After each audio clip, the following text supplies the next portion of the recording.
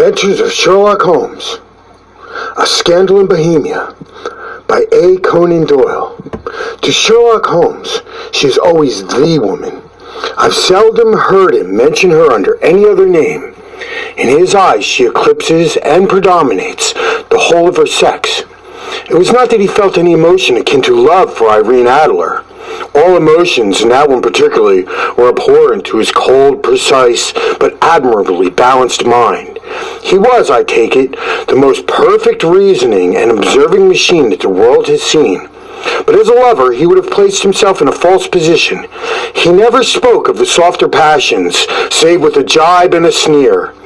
They were admirable things for the observer, excellent for drawing the veil from men's motives and actions, but for the trained reasoner to admit such intrusions into his own delicate and finely adjusted temperament was to introduce a distracting factor which might throw a doubt upon all of his mental results. Grit in a sensitive instrument or a crack in one of his own high-power lenses would not be more disturbing than a strong emotion in a nature such as his. And yet there was but one woman to him, and that woman was the late Irene Adler, of dubious and questionable memory. I've seen little of Holmes lately. My marriage had drifted us away from each other.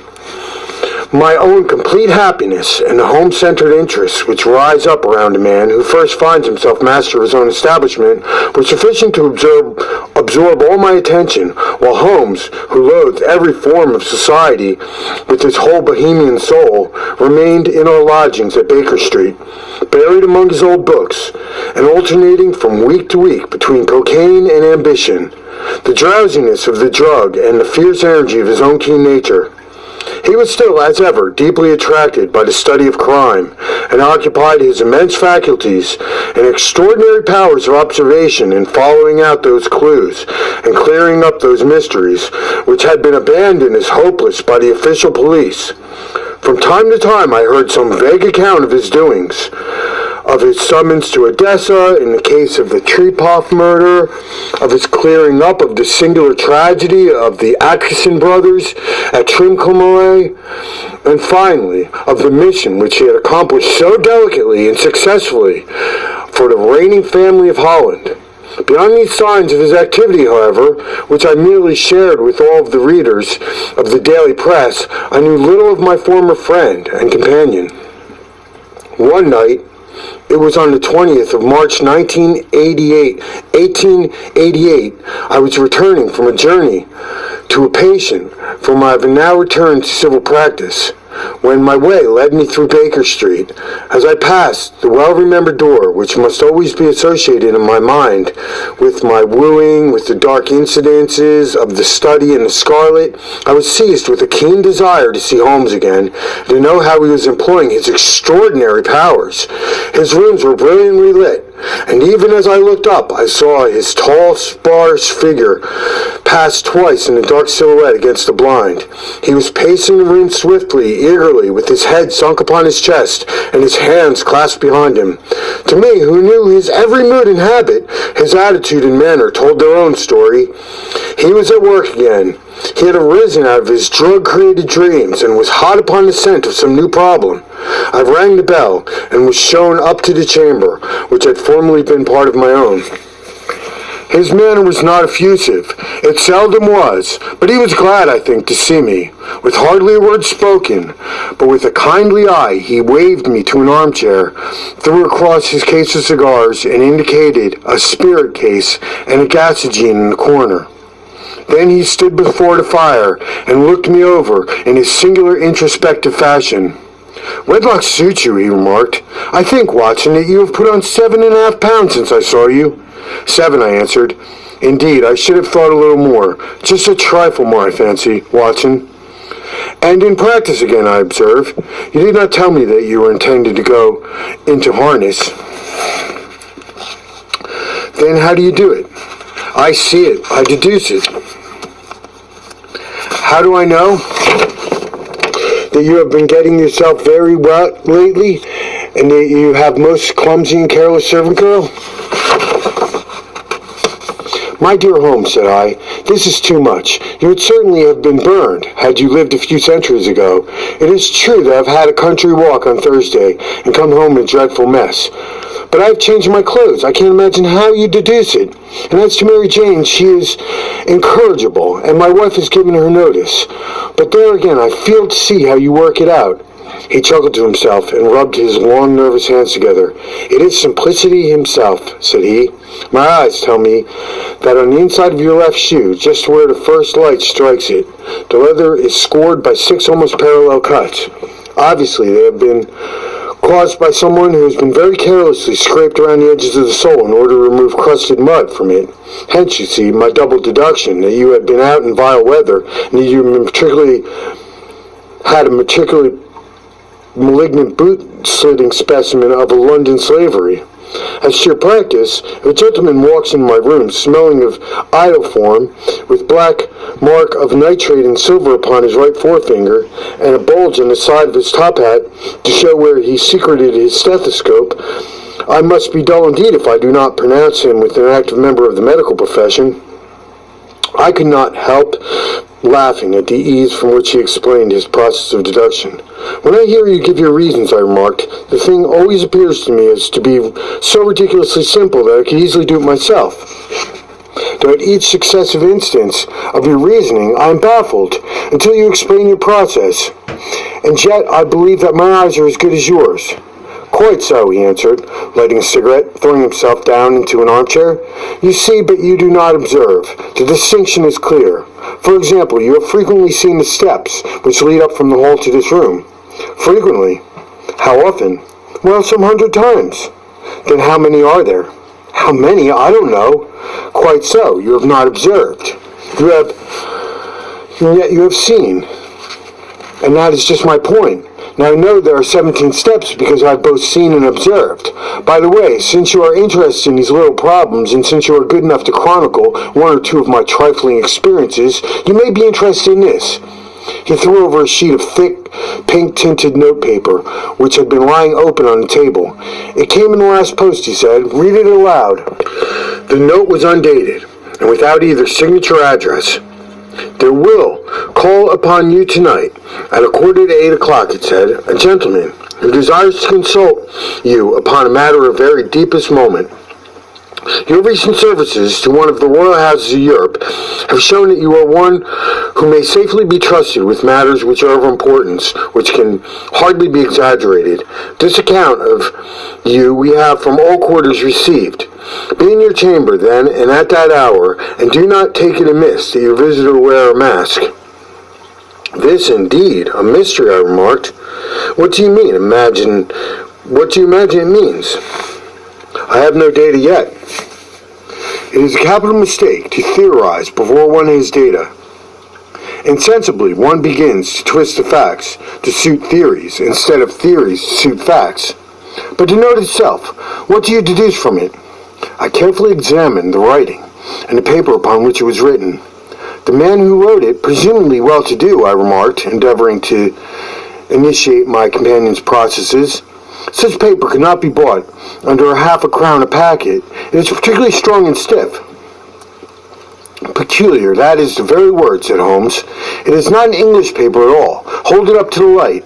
I did so, and saw that a large E with a small g, a P, and a large G, and a small T woven into the texture of the paper. What do you make of that? Asked Holmes. The name of the maker, no doubt, or his monogram, rather. Not at all. The G with the small t stands for Gesellschaft,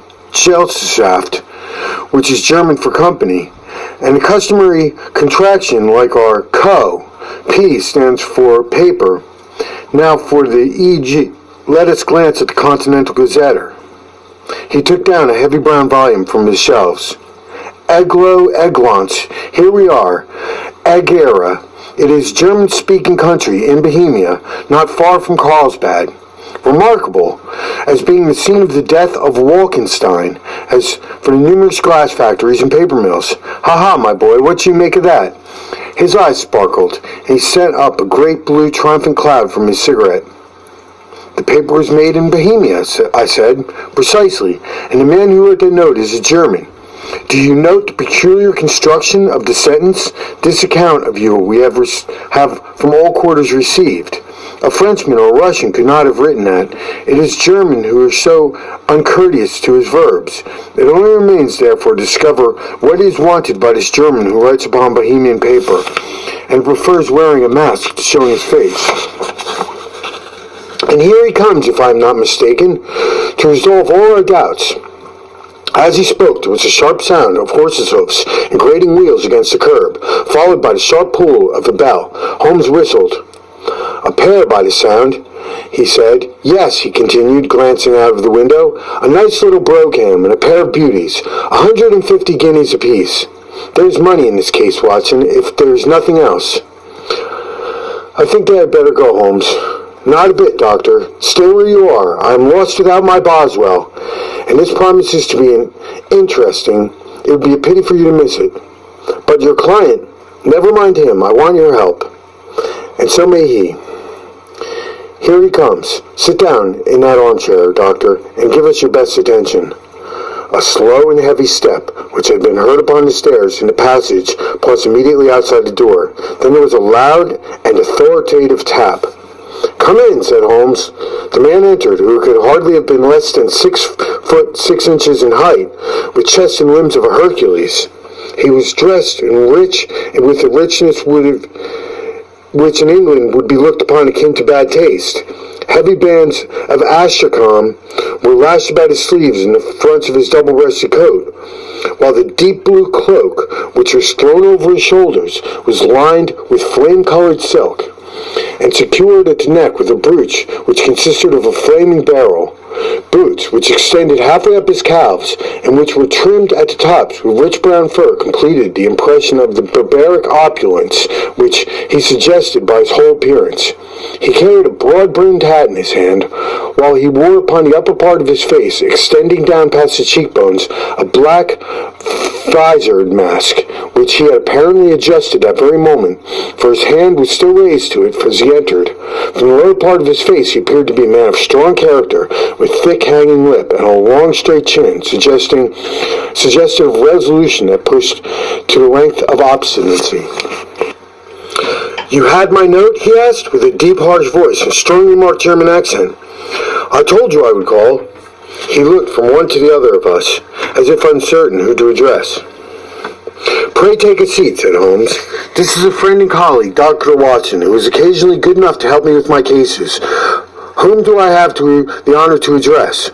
"You may address me as Count von Kram, a Bohemian nobleman.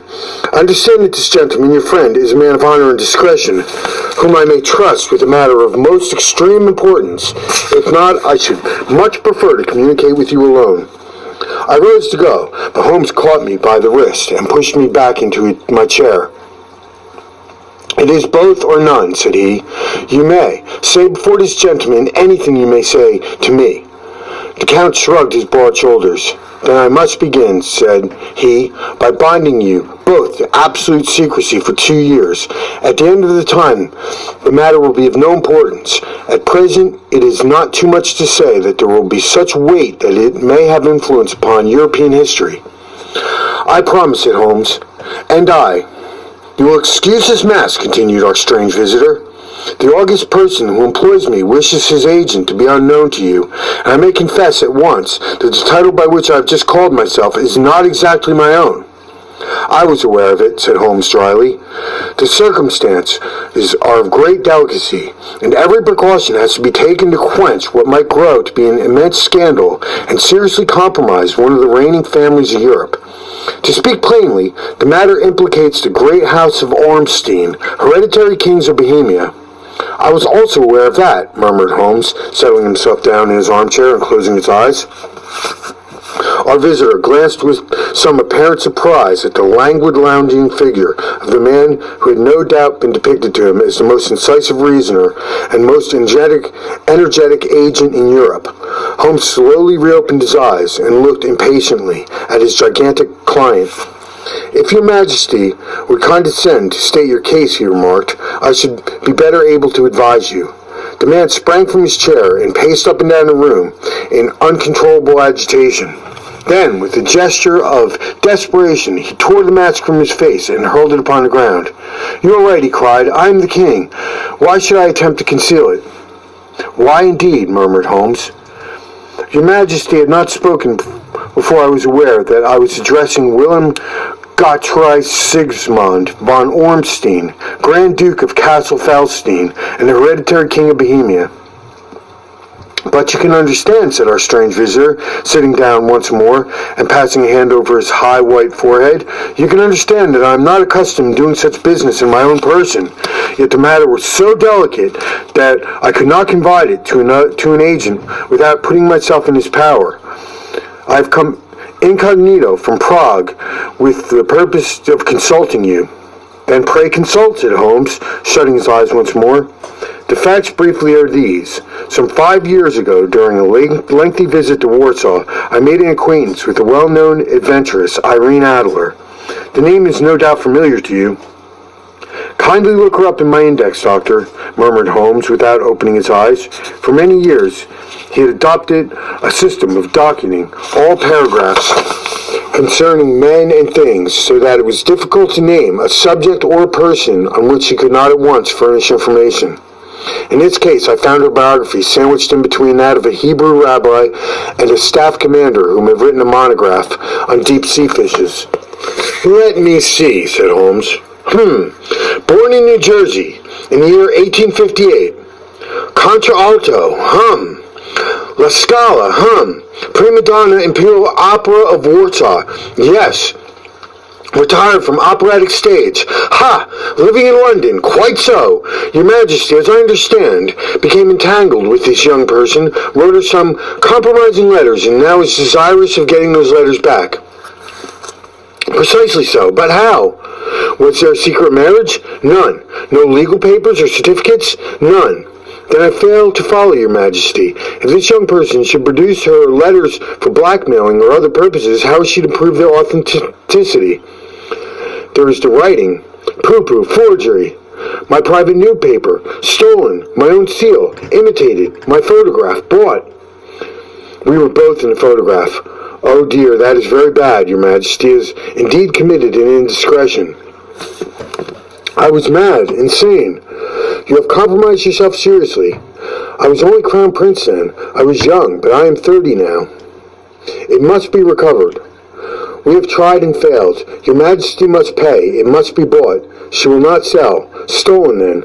5 attempts have been made. Twice burglars in my pay ransacked her house. Once we diverted her luggage when she traveled. Twice she has been waylaid. There's been no result." "No sign of it?" "Absolutely none." Holmes laughed. "It is quite a pretty little problem," said he. "A very serious one for me," returned the king reproachfully. "Very indeed.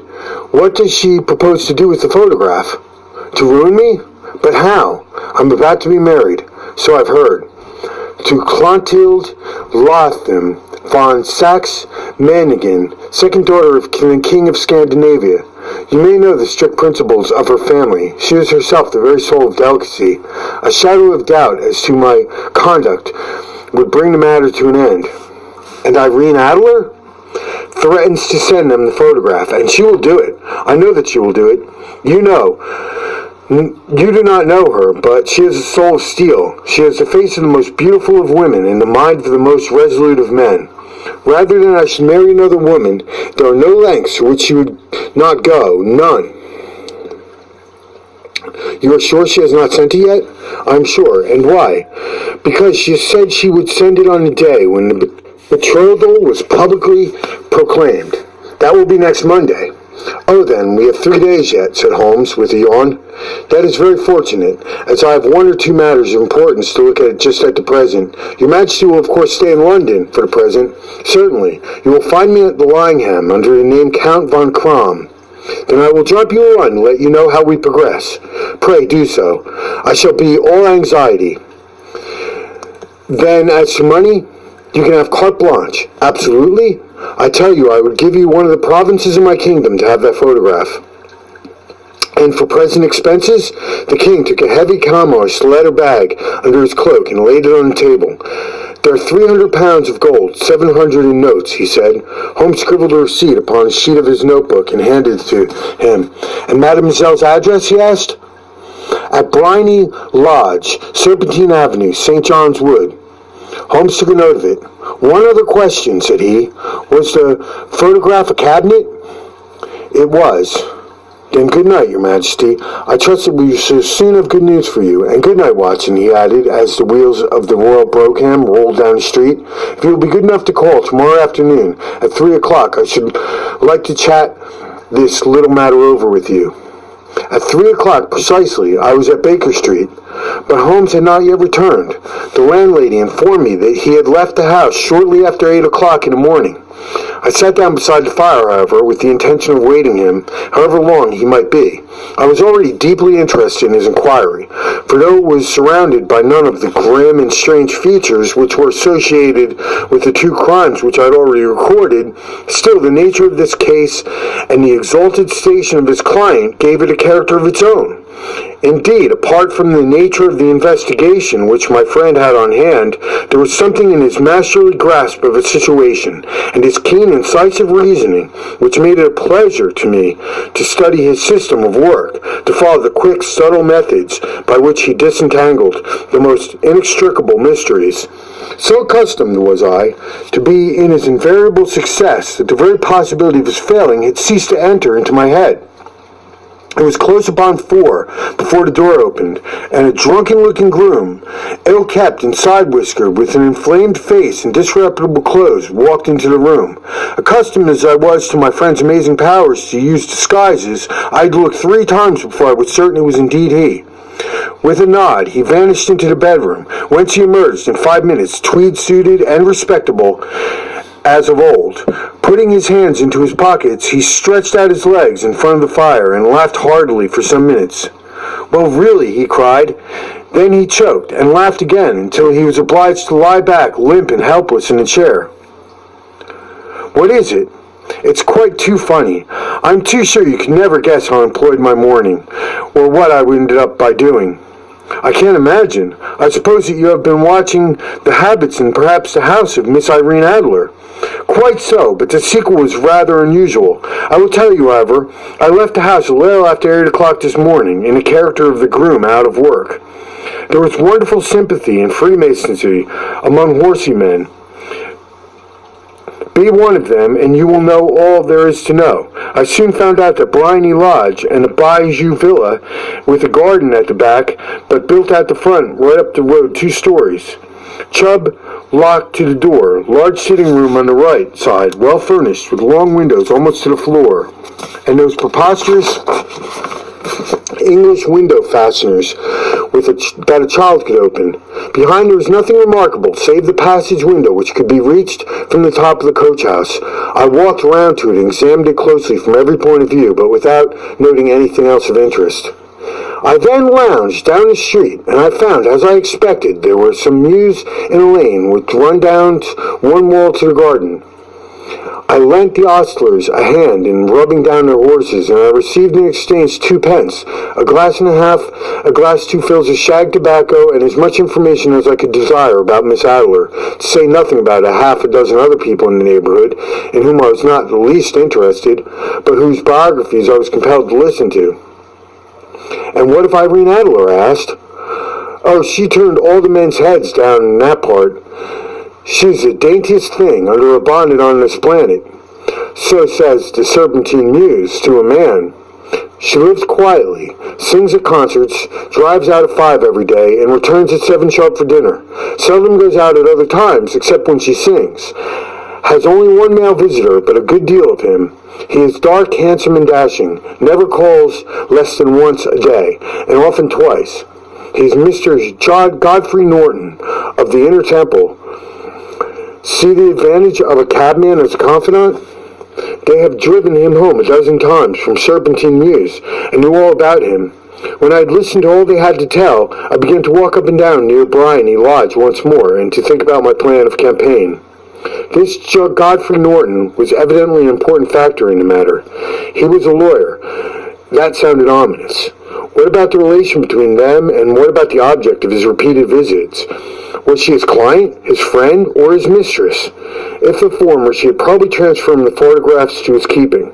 If the latter, it was less likely. On the issue of this question depended whether I should continue my work at Bryony Lodge or turn my attention to the gentleman's chambers in the temple. It was a delicate point, and so widened the field of my inquiry. I fear that I bore you with these details, but I have to let you see my little difficulties if you are to understand the situation. I'm following you closely, I answered. I was still balancing the matter in my mind when a handsome cab drove out of Bryony Lodge and a gentleman sprang out. He was a remarkably handsome man, dark, aquiline, mustached, evidently the man whom I had heard. He appeared to be in a great hurry, shouted to the cabman to wait, and brushed past the maid who opened the door with an air of a man who was thoroughly at home. He was in the house about half an hour, and I could catch glimpses of him in the windows of the sitting room, pacing up and down, talking excitedly and waving his arms. Of her I could see nothing. Presently he emerged, looking even more flurried than before. As he stepped up to the cab, he pulled a gold watch from his pocket and looked at it earnestly. "Drive like the devil," he shouted. "First to Gross and Hankey's on Regent Street, then to the church of St. Monica on the Edgeware Road. Half a guinea to you if you do it in 20 minutes. Away they went, and I was just wondering whether I should not do well to follow them, when up the lane came a neat little landau, the coachman with his coat only half buttoned and his tie under his ear, while the tags of his harness were sticking out of the buckles. It hadn't pulled up before she shot out of the hall door and into it. I only caught a glimpse of her at the moment, but she was a lovely woman, with the face that a man might die for. "The Church of St. Monica, John," she cried. "Half a sovereign if you reach it in 20 minutes. This was quite too good to lose, Watson. I was just balancing whether I should run for it or whether I should perch behind her landau when a cab came through the street. The driver looked twice at such a shabby face, but I jumped in before he could object. "The Church of St. Monica," said I, "and half a sovereign for you two if you reach it in 20 minutes. It was 25 minutes to 12, and of course it was clear enough that was in the wind. My cabby drove fast. I don't think I ever drove faster, but others were there before us. The cab and the landau with their steaming horses were in front of the door when I arrived. I paid the man and hurried into the church.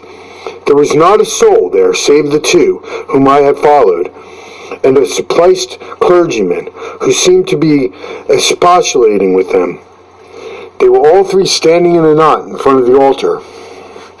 I lounged up the side aisle like any other idler who has dropped into church. Suddenly, to my surprise, three at the altar faced round to me, and Godfrey Norton came running as hard as he could towards me. "Thank God," he cried. "You'll do. Come, come." "What then?" I asked. "Come, only 3 minutes or it won't be legal." I was half dragged up to the altar, and before I knew where I was, I found myself mumbling responses which were whispered in my ear, and vouching for things which I knew nothing, and generally assisting in the secure tying up of Irene Adler, spinster, to Godfrey Norton, bachelor. It was all done in an instant, and then there was the gentleman thanking me on one side and the lady on the other, while the clergyman beamed on me in front. It was the most preposterous position in which I ever found myself in my life, and it was the thought of it that started me laughing just now. It seems that there had been some informality about their license, and the clergyman absolutely refused to marry them without a witness of some sort, and that my lucky appearance saved the bridegroom from having to sally out into the streets in search of a best man. The bride gave me a sovereign, and I mean to wear it on my watch chain in memory of the occasion. "This is a very unexpected turn of affairs," said I. "And what then?" Well, I found my plans very seriously menaced. It looked as if the pair might take an immediate departure, so to necessitate very prompt and energetic measures on my part. At the church door, however, they separated, he driving back to the temple and she to her own house. "I shall drive out in the park at 5 as usual," she said as she left him. I heard no more. They drove away in different directions. I went off to make my own arrangements. "Which are?" "Some cold beef and a glass of beer," he answered, ringing the bell. "I've been too busy to think of food, and I'm likely to be busier still this evening. By the way, Doctor, I shall want your cooperation." "I shall be delighted." "You don't mind breaking the law?" "Not in the least." "Nor running chance of arrest?" "Not in a good cause." "Oh, the cause is excellent." "Then I'm your man. I was sure I might rely on you." But what is it you wish? When Miss Turner has brought in the tray, I will make it clear to you. Now, he said, as he turned hungrily on the simple fare that our landlady had provided. I must discuss it while I eat, for I have not much time. It is nearly 5 now. In 2 hours we must be on the scene of action. Miss Irene, or Madam rather, seems to return from her little drive at 7. We must be at Bryony Lodge to meet her. And what then? You must leave that to me. I've already arranged what is to occur. There is only one point on which I must insist. You must not interfere, come what may. You understand? I am to be neutral, to do nothing whatever. There will probably be some small unpleasantness. Do not join in. In the end, in my being conveyed into the house, 4 or 5 minutes afterwards, the sitting room window will open. You are to station yourself close to that open window. Yes? You are to watch me, for I will be visible to you. Yes? And when I raise my hand, so you will throw into the room what I give you to throw, and will at the same time raise a cry of fire. You quite follow me? Entirely. It is nothing very formidable, he said, taking a long cigar-shaped roll from his pocket. It is an ordinary plumber's smoke rocket, fitted with a cap at either end to make it self-lighting. When your task is confined to that, when you raise the cry of fire, it will be taken up by quite a number of people. You may then walk to the end of the street, and I will rejoin you in 10 minutes. I hope that I've made myself very clear. I'm to remain neutral, to get near the window, to watch you, and at the signal to throw in this object, then raise the cry of fire, and then wait for you at the corner of the street. Precisely. Then you may entirely rely on me. That's excellent. I think perhaps it is almost time for me to prepare a new role I have to play. He disappeared into his bedroom, and returned a few minutes later in the character of an amiable and simple-minded nonconformist clergyman. His broad black hat, his baggy trousers, his white tie, his sympathetic smile, and general look of peering and benevolent curiosity were such as Mr. John Hare alone could have equaled. It was not merely that Holmes had changed his costume. His expression, his manner, his very soul seemed to be every fresh part he had assumed. The stage lost a fine actor, even as science lost an acute reasoner when he became specialist in crime.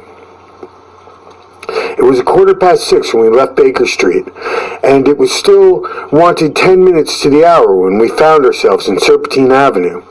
It was already dusk, and the lamps were being lighted as we paced up and down in front of Bryony Lodge, waiting for the coming of the occupant. The house was just such as I had pictured it from Sherlock Holmes' succinct description, and the locality appeared to be less private than I expected. On the contrary, for a small street in a quiet neighborhood, it was remarkably animated. There was a group of shabbily dressed men smoking and laughing in a corner, with scissors grinder with his wheel, 2 guardsmen whom were flirting with a nurse girl, and several well-dressed young men who were lounging up and down with cigars in their mouths. "You see," remarked Holmes, as we paced to and fro in front of the house, "this marriage rather simplifies matters. The photograph becomes a double-edged weapon now. The chances are that she would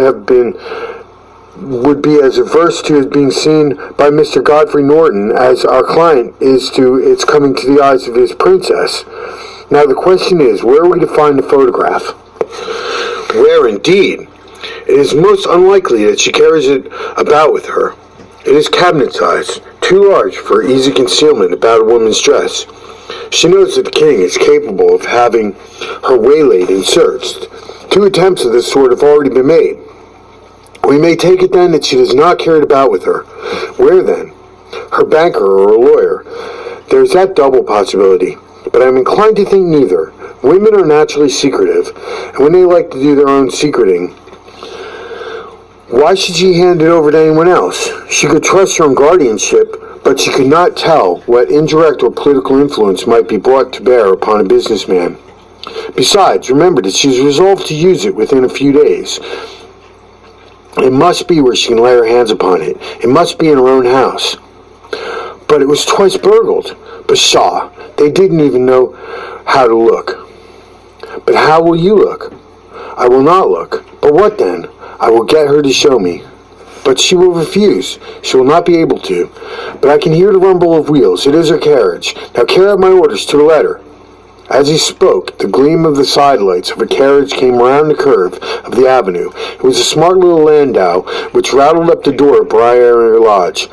As she pulled up, one of the loafing men on the corner dashed forward to open the door in hope of earning a copper, but was elbowed away by another loafer who had rushed up with the same intention.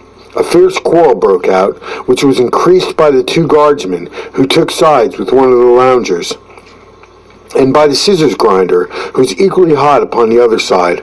A blow was struck, and in an instant the lady, who had stepped in from her carriage, was at the center of a little knot of flushed, struggling men, who struck savagely at each other with fists and sticks.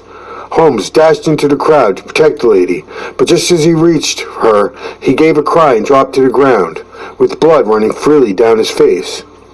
At his fall, the guardsmen took to their heels in one direction and the loungers in the other, while a number of better-dressed people, who had watched the scuffle without taking part in it, crowded in to help the lady and attend to the injured man.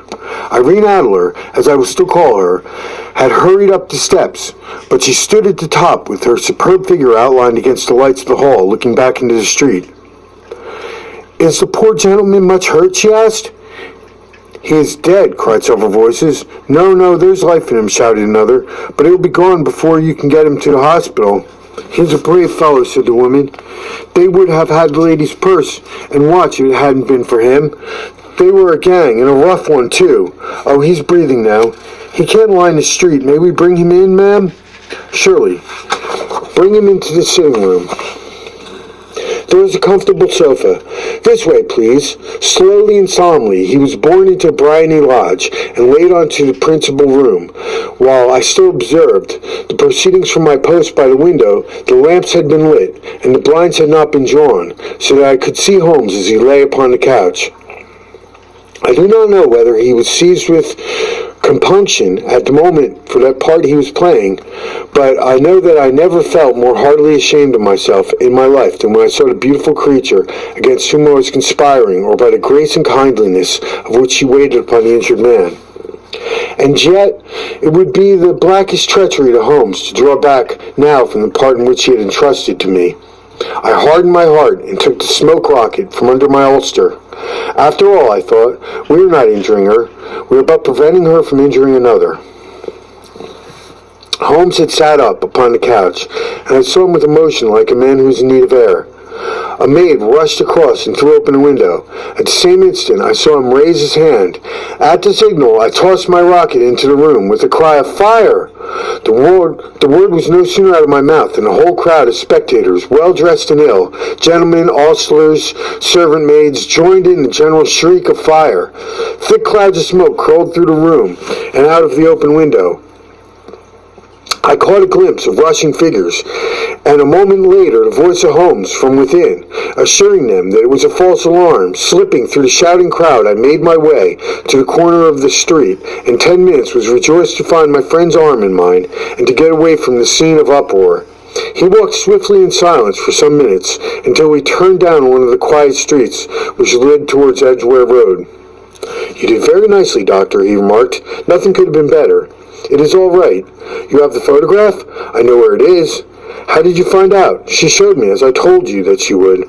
"I am still in the dark." "I do not wish to make it a mystery," said he, laughing. "The matter was perfectly simple. You, of course, saw that everyone in the street was an accomplice. They were all engaged for the evening." "I guessed as much. Then when the row broke out, I had a little moist-red pain in my palm, in my hand. I rushed forward, fell down, clapped my hand to my face, and became a piteous spectacle. It is an old trick. That also I could fathom. Then they carried me in. She was bound to have me in. What else could she do? And into her sitting room, which was the very room I suspected. It lay between that and her bedroom, and I was determined to see which. They laid me on a couch and motioned for air. They were compelled to open a window. You had your chance. How did that help you? It was all important. When a woman thinks her house is on fire, her instinct is at once rush to the thing which she values most. It is a perfectly overpowering impulse. I have more than once taken advantage of it. In the case of the Darlingston substitution scandal, it was of use to me, and also in the Armsword Castle business. A married woman grabs at her baby, an unmarried one reaches for a jewel box. Now it was clear to me that Our Lady of today had nothing in the house more precious to her than what we were in quest of. She would rush to secure it. The alarm of fire was admirably done. The smoke and shouting were enough to shake the nerves of steel. She responded beautifully. The photograph is in a recess behind a sliding panel, just above the white bell pull. She was there in an instant, and I caught a glimpse of it as she half drew it out. When I cried out that it was a false alarm, she replaced it and glanced at the rocket, rushed from the room, and I have not seen her since. I rose and, making my excuses, escaped from the house. I hesitated whether to attempt to secure the photograph at once, but the coachman had come in, and he was watching me narrowly, and it seemed safer to wait. A little over-precipitance may ruin all. And now, I asked? Our quest is practically finished. I shall call you with the king tomorrow, and with you, if you care, come with us. We will be shown into the sitting room to wait for the lady, but it is probable that when she comes, she will find neither of us nor the photograph. It might be satisfaction to His Majesty to regain it with his own hands. And when will you call? At 8 in the morning. She will not be up, so that we will have a clear field. Besides, we must be prompt, for this marriage may mean a complete change in her life and habits. I must wire to the king without delay. We had reached Baker Street and had stopped at the door. He was searching his pockets for the key when someone passing said, "Good night, Mr. Sherlock Holmes." There were several people on the pavement at the time, but the greeting appeared to come from a slim youth in an ulster who hurried by. "I've heard that voice before," said Holmes, staring down the dimly lit street. "Now I wonder who the deuce it could have been." I slept at Baker Street that night, and we were engaged upon our toast and coffee in the morning when the King of Bohemia rushed into the room. "You have really got it?" he cried, grasping Sherlock Holmes by either shoulder, looking eagerly into his face. "Not yet, but you have hopes." "I have hopes." "Then come. I am all impatience to be gone. We must have a cab." "No, my brougham is waiting." "Then that will simplify matters." We descended, started off once more for Briony Lodge. "Irene Alder is already married," remarked Holmes. "Married? When?" "Yesterday." "But to whom?" "To an English lawyer named Norton." "But she could not love him." "I'm in hopes that she does." "And why in hopes?" "Because it would spare your Majesty all fears of future annoyance. If the lady loves her husband, she does not love your Majesty. If she does not love your Majesty, there is no reason she should interfere with your Majesty's plan." "It's true, and yet, well, I wish she had been my own station. What a queen she would have made." He relapsed into a moody silence, which was not broken until we drew up Serpentine Avenue. The door of Briony Lodge was open. An elderly woman stood on the steps. She watched us with sardonic eyes as we stepped from the brougham. "Mr. Sherlock Holmes, I believe," said she. "I am Mr. Holmes," answered my companion, looking at her with a questioning, rather startled gaze. "Indeed, my mistress told me that you were likely to call. She left this morning with her husband by the 5:15 train to Charing Cross for the Continent." "What?" Sherlock Holmes staggered back, white with chagrin and surprise. "Do you mean she has left England, never to return?" "And the papers," asked the king hoarsely. "All is lost." "We shall see." He pushed past the servant, rushed into the drawing room, followed by the king and myself. The furniture was scattered about in every direction, with dismantled shelves and open drawers, as if the lady had hurriedly ransacked them before her flight. Holmes rushed at the bell pull, tore back the small sliding shutter, and plunging his hand, pulled out a photograph and a letter. The photograph was Irene Adler herself in an evening dress, and a letter subscribed to Sherlock Holmes, Esquire, to be left till called for. My friend tore it open, and we all three read together. It was dated midnight of the preceding night, and ran this way. "My dear Sherlock Holmes, you really did it very well. You took me in completely. Until after the alarm of fire, I had not a suspicion, but then when I found out how I betrayed myself, I began to think. I had been warned against you months ago. I had been told that if the king employed an agent, it would certainly be you.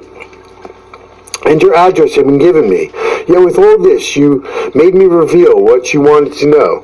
Even after I became suspicious, I found it hard to think evil of such a dear, kind old clergyman. But you know, I've been trained as an actress myself. Male costume is nothing new to me.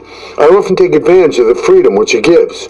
I sent John, the coachman, to watch you, and ran upstairs and got my walking clothes, as I call them, and came down just as you departed. Well, I followed you to your door, so made sure that I was really an object of interest to celebrated Mr. Sherlock Holmes. Then I rather imprudently wished you good night and started to my temple to see my husband. We both thought the best resource was flight, when pursued by so formidable an antagonist. So you'll find the nest empty when you call tomorrow. As to the photograph, your client may rest in peace. I love and am loved by better men than he. The king may do what he will without hindrance from one whom he has cruelly wronged. I keep it only for a safeguard myself, to preserve as a weapon which will always secure me from any steps which he might take in the future. I leave a photograph to which he might care to possess, and remain, dear Sherlock Holmes, very truly yours, Irene Norton, née Adler. What a woman! Oh, what a woman! Cried the King of Bohemia, when we had all three read the epistle. Did I not tell you how quick and resolute she was? Would she not have made an admirable queen? It is not a pity she was not on my level. From what I have seen, lady, she seems indeed to be on a very different level to your majesty, said Holmes coldly. I am sorry that I have not been able to bring your majesty's business to a more successful conclusion. On the contrary, my dear sir, cried the king, nothing could be more successful. I know her word is inviolate. The photograph is now safe as it were in the fire. I'm glad to hear your majesty say so. I'm immensely indebted to you. Pray tell me in what way I can reward you. This ring, he slipped an emerald snake ring from his finger and held it out the palm of his hand. Your majesty has something which I should value even more highly, said Holmes. You have but to name it. This photograph. The king stared at him in amazement. Irene's photograph, he cried. Certainly, if you wish it. I thank your majesty. Then there is no more to be done in the matter. I have the honor to wish you a very good morning. He bowed, and turning away without observing the hand to which the king stretched out to him, he set off to be in the company for his chambers. And that was how the great scandal threatened to affect the kingdom of Bohemia, and how the best plans of Mr. Sherlock Holmes were beaten by a woman's wit. He used to make merry over the cleverness of women, but I have not heard him do it of late. When he speaks of Irene Adler, or when he refers to her photograph, it is always under the honorable title of the woman.